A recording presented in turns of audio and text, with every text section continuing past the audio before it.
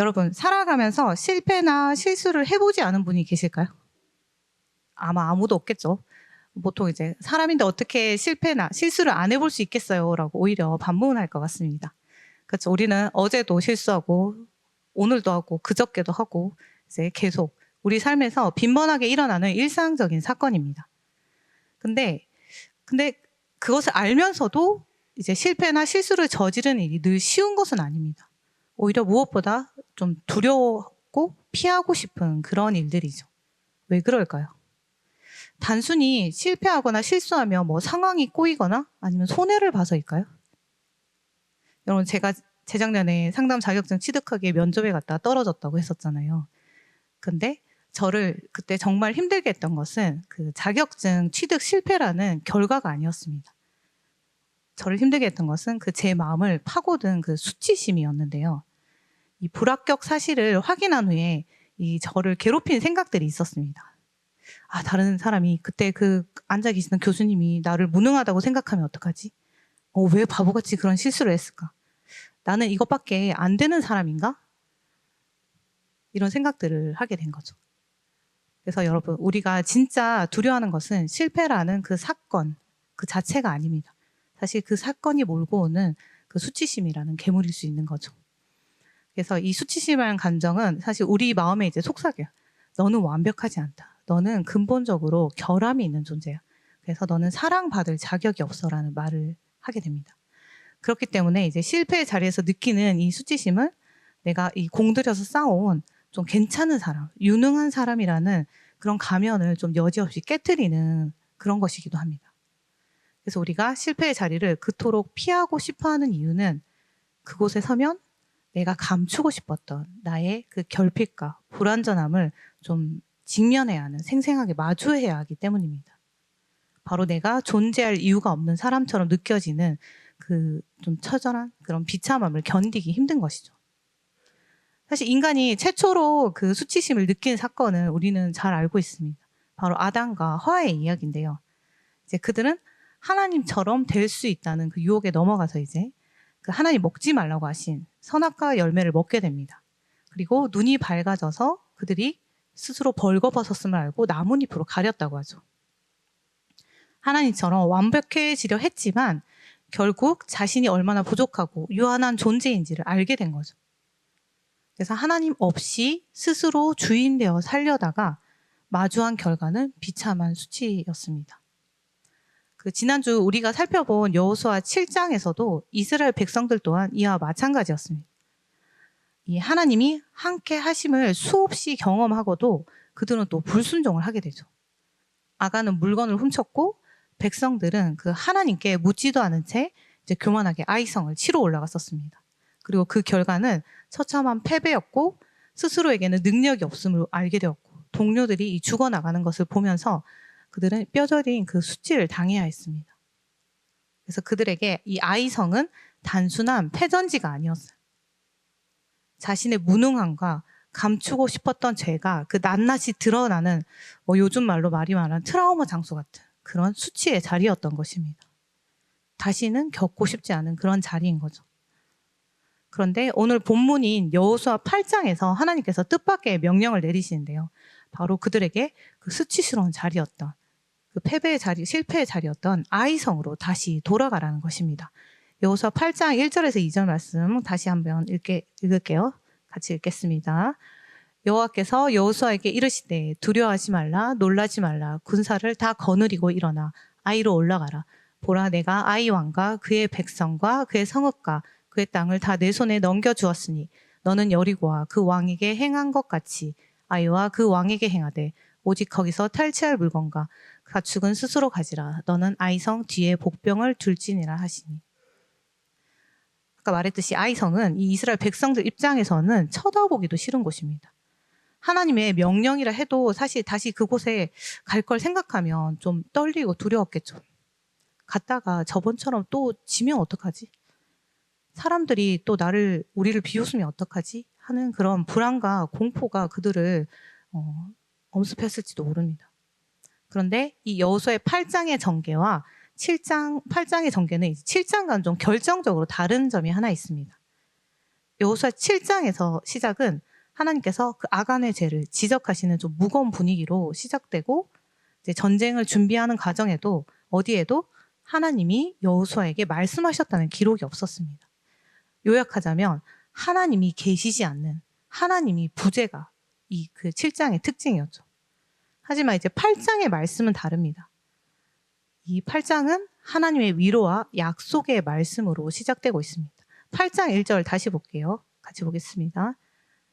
여호와께서 여호수아에게 이르시되 두려워하지 말라, 놀라지 말라. 군사를 다 거느리고 일어나 아이로 올라가라. 보라, 내가 아이 왕과 그의 백성과 그의 성읍과 그의 땅을 다 내 손에 넘겨주었으니. 두려워하지 말라, 놀라지 말라. 여러분, 이게 익숙한 말씀이죠. 가나안 정복을 앞두고 그 두려워하던 여호수아에게 여호수아 1장에서 주셨던 그 격려의 말씀을 하나님이 다시 꺼내신 것입니다. 하나님은 우리가 실패했을 때 우리에게 너 왜 그렇게 정신력이 약해? 그래서 어떡할 거야? 이렇게 다그치지 않으십니다.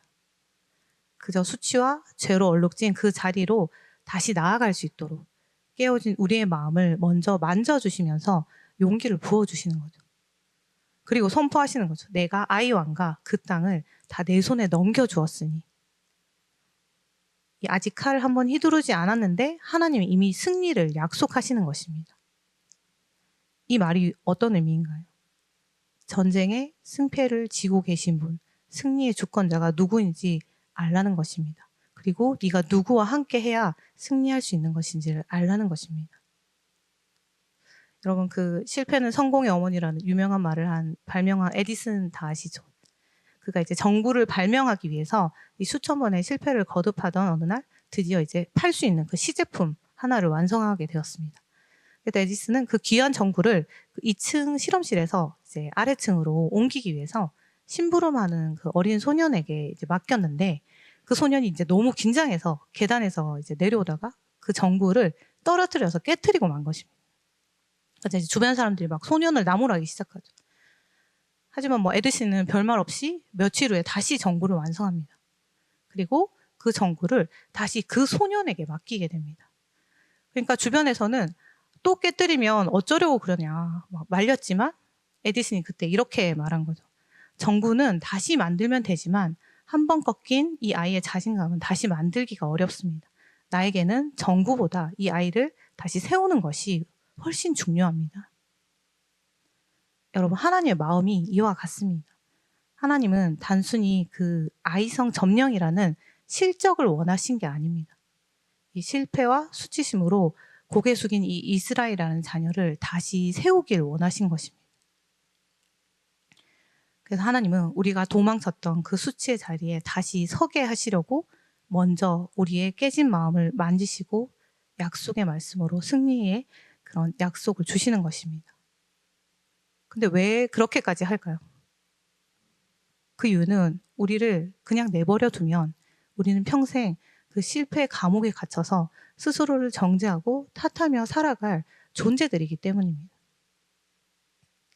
그래서 하나님은 우리가 그런 감정에 함몰되어 살아가는 것을 원치 않으십니다.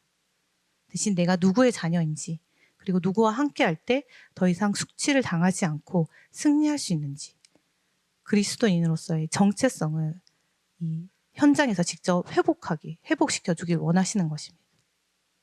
그리고 우리는 이제 그 실패의 자리를 바라보는 시선을 바꿔야 하는 것입니다. 내 안에 막 요동치는 그 감정에만 시선을 뺏겨서 갇히는 것이 아니라 나를 사랑하시고 위로하시고 이미 승리를 약속하신 하나님께 우리의 시선을 고정해야 합니다. 그리고 하나님과 함께 그 실패의 자리로 다시 돌아가는 순간, 그곳은 더 이상 나를 짓누르는 그런 심판대가 아니라 오히려 나를 성장시키며 내가 하나님의 귀한 자녀라는 사실을 이 온몸으로 깨닫는, 우리의 정체성이 회복되는 자리가 될 것이라는 것입니다.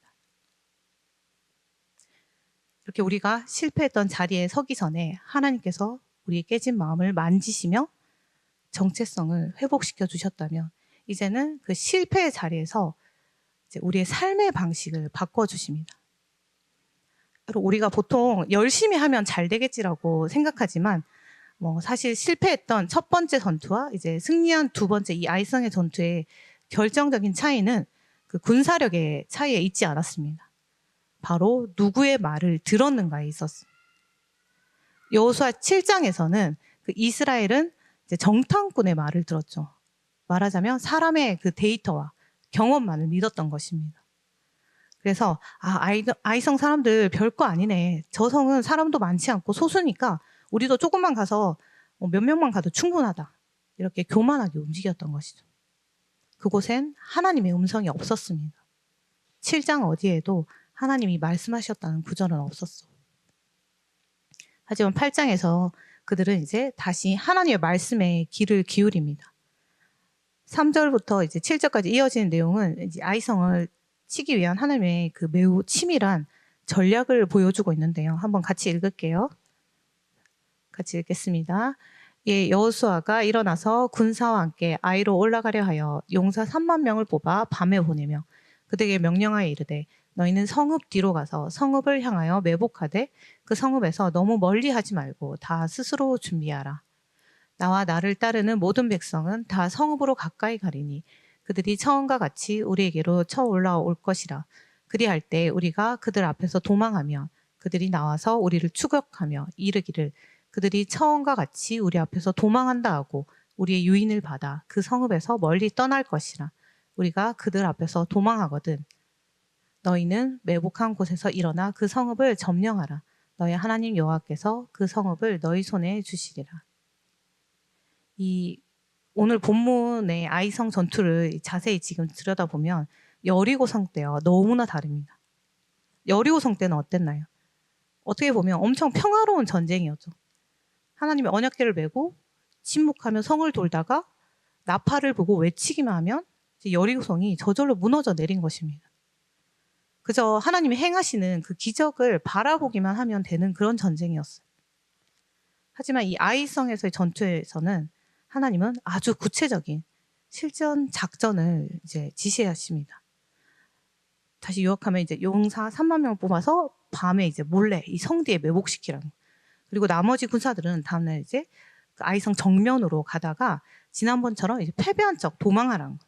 그러면 아이성 사람들이 저놈들 저번이랑 똑같구만 이러면서 이제 성문을 열고 쫓아 나올 때 그때 그러면 이제 아이성이 비게 되고 그때 매복한 사람들이 그 아이성을 점령하라는 작전이었습니다. 이 여리고 성에 비하면 너무나 좀 치열하고 복잡하지 않나요? 왜 이렇게 방법이 달라졌을까요? 그 원인은 바로 7장의 그 아간의 범죄 때문이었습니다. 여러분, 죄의 문제는 해결되었을지 모르지만 죄의 결과는 남아있는 것입니다. 이제 이스라엘은 가만히 앉아서 구경하는 그런 기적이 아니라 땀을 흘리고 긴장감이 도는 이 숨막히는 이 실전을 통과해야만 하는 것입니다. 마치 아담과 하와가 이 죄를 지은 후에 가시밭에서 노동해야만 먹고 살 수 있는 것처럼 말이죠. 여러분, 잘못은 용서받았을지 몰라도 그로 인해 엉망이 된 상황이나 뒷감당은 여전히 우리의 몫으로 남아있을 때가 많습니다. 그것이 이제 죄의 결과이기도 하죠. 그래서 실패의 상처는 아물어도 그 실패가 남긴 그 현실의 무게는 여전히 내 어깨를 짓누르고 있을 수 있습니다. 그런데 왜 하나님은 그 무거운 짐을 한 번에 없애주시지 않으시고 굳이 우리더러 그 길을 다시 가라고 하시는 걸까요? 그 이유는 그 길은 고통스러울 수 있지만 그 과정을 통해서 우리는 그 하나님의 인도하심을 따라가는 법을 배울 수 있기 때문입니다. 여러분, 우리가 하나님 순종할 수 있게 해주세요. 순종하는 마음을 주세요 하고 기도하잖아요. 그리고 기도하면 마음도 평안해지고 저절로 순종하게 될 거라고 믿기도 합니다. 하지만 여러분, 순종은 그냥 앉아서 기도만 한다고 생기는 그런 마음의 평화가 아닙니다. 우리는 상황을 통해, 관계를 통해, 그리고 우리의 그 모든 경험을 통해서 하나님의 말씀에 순종하는 법을 배우는 것입니다. 그래서 하나님은 우리가 이론으로만 아는 신앙인이 아니라 그 삶의 현장에서 하나님의 손을 잡고 끝내 승리해내는 그런 사람이 되기를 원하시는 것입니다. 그래서 우리를 다시 그 아이성 한복판으로 다시 도망쳤던 그곳, 다시 가고 싶지 않았던 그곳, 그 문제 앞으로 다시 부르시는 것입니다. 베드로가 그랬습니다. 밤새 고기를 잡으려 했지만 헛수고만 하다 이제 피곤하고 막 멘탈이 무너지는 그런 상황에서 예수님이 다시 베드로를 바다로 부르셨어요. 누가복음 5장 4절에서 6절 말씀 함께 읽을게요. 같이 보겠습니다. 말씀을 마치시고 시몬에게 이르시되 깊은 데로 가서 그물을 내려 고기를 잡으라. 시몬이 대답하여 이르되 예수님 우리들이 밤이 새도록 수고하였으되 잡은 것이 없지만은 말씀에 의지하여 내가 그물을 내리리라 하고 그렇게 하니 고기를 잡은 것이 심이 많아 그물이 찢어지는지라. 이 밤새도록 그물을 던졌지만 베드로가 물고기를 단 한 마리도 잡지 못했을 때 근데 그때 예수님이 깊은 데로 가서 그물을 내리라고 말씀하십니다. 근데 여러분 베드로는 어부죠. 평생을 그 바다에서 보낸 전문가입니다. 내 데이터로 보면 속으로 얼마나 많은 생각이 스쳤겠어요. 전문가인 나도 밤새 못 잡는데 물고기도 안 잡은 사람이 어떻게 알겠냐. 하지만 베드로는 자신의 그 오랜 경험과 데이터를 내려놓고 고백합니다. 말씀에 의지하여 내가 그물을 내리리이다. 그가 자기를 부인하고 자기의 경험, 자기의 생각을 부인하고 말씀을 선택했을 때 그물이 찢어지는 그런 기적을 경험한 것입니다. 실패의 자리였던 그곳에서 예수님의 말씀에 순종하자 기적의 현장이 된 것입니다. 이것이 바로 하나님이 우리를 다시 아이성으로 부르시는 이유입니다. 베드로처럼 내 실패의 데이터가 지배하는 그 현장에서 하나님의 말씀이 승리하는 법을 직접 몸으로 익히게 하시려는 것입니다. 오늘 본문의 이스라엘 백성들도 마찬가지인 거죠. 밤새 한숨 자지 못하고 차가운 숲속에 매복해 있을 때 그들의 마음속에 왜 불안함이 없었겠습니까? 저번에도 졌는데 이번에 다를까? 적들이 눈치채면 우린 여기서 다 죽는 거 아닌가? 끊임없이 의심과 공포가 그 밤에 지나갔을 수도 있습니다. 하지만 그들은 그 불안한 순간마다 이 자신의 데이터를 지워냈습니다. 그리고 그 빈자리에 하나님의 약속의 말씀을 채워 넣었습니다. 이 치열한 믿음의 싸움을 싸우면서 하나님께서 명령하신 대로 그 매복의 자리를 지켜내는 그 선택과 과정을 통해서 이스라엘은 비로소 하나님의 말씀을 순종하는 법을 배워나간 것입니다. 7장의 이스라엘은 내 생각과 내 판단을 따랐고 그 결과는 처참한 패배와 수치를 경험했습니다. 하지만 8장의 이스라엘은 달랐던 몸은 고단하고 마음에는 과연 될까라는 의심을 했을 수도 있지만 그들은 끝까지 하나님의 그 지시를 말씀을 신뢰했던 것입니다. 내 안에서 들려오는 그 불안의 소음보다 밖에서 들려오는 하나님의 그 음성을 더 크게 붙잡은 것입니다. 결국 하나님이 우리를 다시 실패의 자리로 보내시는 이유는 단순히 승리라는 결과물을 주시기 위해서가 아닙니다. 그 실패의 현장에서 내 생각을 내려놓고 하나님의 말씀을 따르는 새로운 삶의 방식을 우리의 영혼에 새겨주시기 위한 것입니다. 그리고 그 과정을 통해서 하나님의 말씀이 단순히 그런 책 속의 이 문자가 아니라 내 삶을 실제로 움직이는 그런 능력임을 경험하게 하시려는 것입니다. 이제 다음 날이 되자 전쟁이 시작되었습니다. 이스라엘 백성들은 그 하나님의 전략에 따라 단 하나의 오차도 없이 일사불란하게 움직입니다. 근데 여기서 우리가 놓치지 말아야 할 장면이 하나 나오는데요. 그것은 바로 순종의 지속성에 관한 이야기입니다. 오늘 본문 뒤에 이제 실제로 전쟁이 치러지는데 그때 18절과 26절을 보면 여호수아에게서 아주 인상적인 그런 모습이 나옵니다. 18절 먼저 한번 같이 볼게요. 같이 읽겠습니다. 여호와께서 여호수아에게 이르시되 내 손에 잡은 단창을 들어 아이를 가르키라. 내가 이 성읍을 내 손에 넘겨주리라. 여호수아가 그의 손에 잡은 단창을 들어 그 성읍을 가르키니. 이제 아이성 사람들이 이스라엘의 이 유인조를 따라서 성을 나가자 하나님께서 이제 여호수아가 잡은 단창을 들어서 그 아이성을 가르키라고 합니다. 그러면 내가 이 성읍을 주겠다. 그러자 이제 여호수아가 하나님 말씀대로 단창을 들어 가르킵니다. 그리고 26절도 볼게요. 26절 같이 읽겠습니다.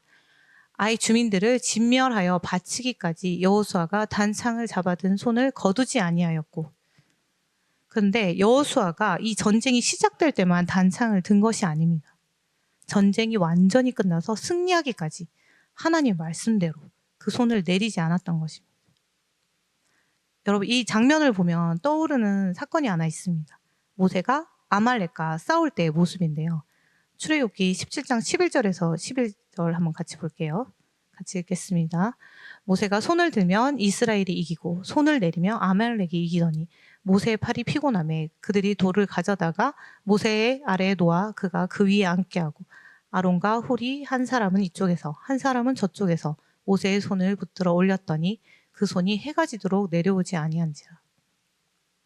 하나님이 모세가 손을 들면 이스라엘 이기고 내리면 진다고 하셨는데 모세가 산 위에서 정말 손을 들면 이스라엘이 이기고 팔이 아파서 내리면 아말렉이 이기는 것입니다. 그래서 결국 아론과 훌이 양옆에서 이제 그 손을 붙잡아서 올렸고 그 손이 해가 지도록 내려오지 않았을 때 승리하게 됩니다. 여러분, 모세와 여호수아가 끝까지 손을 들고 있었던 이유가 무엇일까요? 그 손에 대단한 마법이 있어서 그런 힘 같은 게 있어서일까요? 아닙니다. 산 아래에서 치열하게 싸우고 있는 이 이스라엘 백성들에게, 그리고 오늘 아이성 한복판을 달리는 이 이스라엘 군사들에게 우리의 승리는 칼에 있는 것이 아니라 오직 하나님께 있다라는 사실을 눈으로 보여주는 그런 믿음의 깃발이었던 것입니다. 여러분, 순종은 시작하는 것만큼이나 이제 끝까지 이어가는 것이 중요합니다. 하나님이 우리를 다시 실패의 자리로 불러오셨을 때 우리는 의욕적으로 시작했다가도 상황이 조금만 꼬이거나 뭔가 예상치 못한 갈등이 생기면 금세 그 신뢰의 손을 내려놓고 싶어집니다. 그거 해도 다 안 되잖아. 하나님이 나와 함께 하지 않으셔. 라고 포기하고 싶어지는 거죠. 하지만 여러분, 승리는 내가 완벽해서 얻는 결과물이 아니라 하나님을 향한 그 신뢰의 손을 끝까지 들고 있을 때 주어지는 선물인 것입니다. 결과가 당장 보이지 않아도 팔이 저려오는 것 같은 고통이 찾아와도 괜찮습니다. 여러분이 손을 들고 있는 그 자체가 이미 승리의 시작인 것입니다. 이제 말씀을 맺겠습니다. 우리가 살아가면서 이제 수많은 아이성을 만나게 됩니다. 그 자리에 다시 돌아오고 싶지 않은데 가야만 할 때가 있습니다. 똑같은 문제가 반복되는 순간이 있죠. 어떤 사람에게는 그 취업의 문턱일 수 있고요. 어떤 사람에게는 깨어진 관계나 또는 반복되는 그런 삶의 무력함일 수도 있습니다. 그 실패의 자리는 우리에게 수치심이라는 이 독한 상처를 남기고 우리가 이제 도망치게 만듭니다, 사실은. 하지만 오늘 이 본문이 우리에게 들려주는 가장 기쁜 소식은 이것입니다. 실패는 우리의 인생의 끝이 아니라는 사실입니다. 오히려 실패는 하나님이 계획하신 그 완전함, 완성으로 가는 그 길목에 놓인 아주 중요한 중간 점검일 뿐인 것입니다. 그렇기 때문에 아이성은 더 이상 우리가 피해야 할 그 저주의 땅이 아닌 것입니다. 근데 여러분, 그리스도인에게 실패란 무엇인가요? 그것은 그리스도인에게 실패란 하나님 없이 내 힘으로 충분히 살 수 있다고 믿는 순간입니다. 우리는 하나님처럼 완벽해지려고 하지만 인간은 결코 그럴 수 없는 존재입니다. 내 힘으로 살아가려다가 한계에 부딪힐 때 우린 비로소 나의 부족함과 결핍을 마주하게 됩니다. 그리고 그때 찾아오는 수치심 때문에 괴로워하게 되죠. 하지만 기억하십시오, 여러분. 그 수치심은 더 이상 여러분을 괴롭힐 수 없습니다. 오히려 그 수치심은 내가 부족하기에 이제 정말 하나님이 나에게 필요하구나를 알려주는 그런 영적인 지표가 되는 것입니다. 하나님 바로 그 지점에서 우리를 만나주십니다. 우리가 도망쳤던 그곳에서. 수치심에 떨고 있는 우리에게 두려워 말라, 놀라지 말라며 위로하시고 정체성을 회복시켜 주십니다. 너는 하나님의 내 딸이다, 내 아들이다. 그리고 내 경험이라는 그 낡은 그물을 버리고 하나님의 전력이라는 그 새로운 그물을 던지는 이 순종의 삶으로 우리를 인도하시는 것입니다. 이스라엘에게 아이성으로 다시 돌아가는 것은 끔찍하리만큼 괴로운 일이었을 것입니다. 하지만 하나님은 그들의 상처난 마음을 위로하셨고 그들의 시선을 다시 하나님께로 돌려놓으셨습니다. 그들이 자신의 생각을 내려놓고 하나님의 그 전략에 순종하며 말씀에 순종하며 끝까지 그 신뢰의 손을 들었을 때 하나님은 그들의 트라우마를 극복하게 하셨고 그 수치심의 옷을 벗겨서 승리의 옷으로 갈아입혀 주셨습니다. 여러분, 하나님은 우리가 완벽할 때 우리가 함께 하시는 분이 아닙니다. 오히려 우리의 연약함과 부족함, 하나님의 능력이 부족함은 그 하나님의 능력이 머무는 축복의 통로가 되는 것입니다. 그러니 하나님 없이 완벽해지려고 너무 애쓰지 마십시오. 대신 나의 부족함을 그냥 인정하고 받아들이고 하나님과 함께 하는 법을 배우시기 바랍니다. 여러분이 도망치고 싶던 그 자리, 수치심으로 가득했던 그 실패의 현장이 이제는 하나님과 동행함을 증명하는 가장 영광스러운 자리가 될 것입니다. 그래서 이번 한 주간 내 생각을 내려놓고 하나님의 그 세밀한 말씀에 순종하며 그 승리의 단장을 끝까지 들고 나아가는 저와 여러분이 되시기를 예수님의 이름으로 축복합니다.